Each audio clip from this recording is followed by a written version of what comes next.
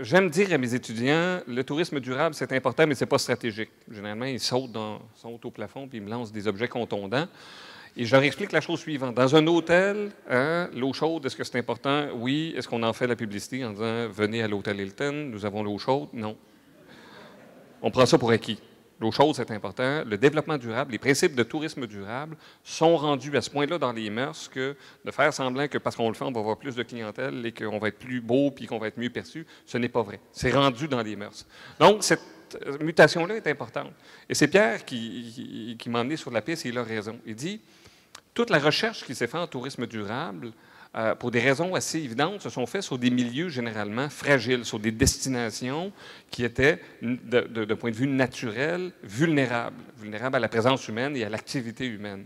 Or, la réalité du tourisme aujourd'hui, et ça devrait aller en s'accélérant, c'est que le tourisme est avant tout urbain, se passe en milieu urbain. Et si on le regarde bien honnêtement et bien objectivement, notre compréhension du tourisme durable urbain est à peu près inexistante.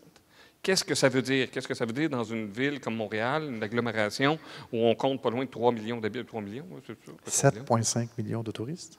Oui, 7,5 millions. Puis combien d'habitants? Près de 4 millions. Près de 4 millions. Donc, quelle différence font ces gens-là? Comment on peut l'évaluer? Comment on peut le mesurer? Comment on peut l'atténuer? Doit-il être atténué? De quelle manière on va y arriver? Donc, toute cette réflexion-là du tourisme durable devrait, logiquement, on disait, donc le tourisme durable sera urbain ou il ne sera pas.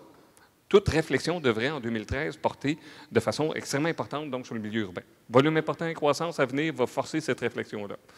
L'année 2013 pourrait, c'est notre prédiction, notre tendance, être celle des grandes remises en question et des décisions en sens. Et encore une fois, on pourrait penser que c'est un mouvement citoyen qui a amené le tourisme durable, la durabilité dans le tourisme. Mais on s'aperçoit que l'événementiel et le tourisme d'affaires, principalement les congrès et grands événements, ont été quelque part des précurseurs.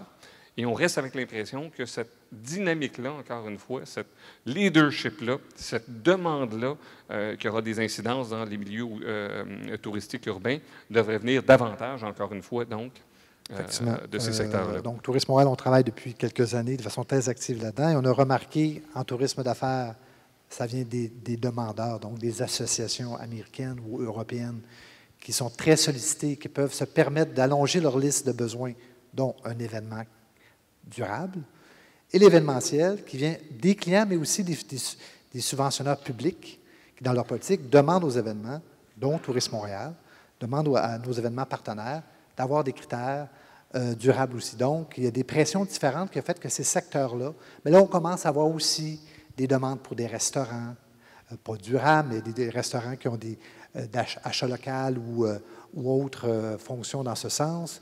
L'hébergement dans les grandes chaînes font déjà beaucoup de choses. Donc, on sent là, que ça en vient, mais c'est certain que les leaders, c'est le tourisme d'affaires et l'événementiel.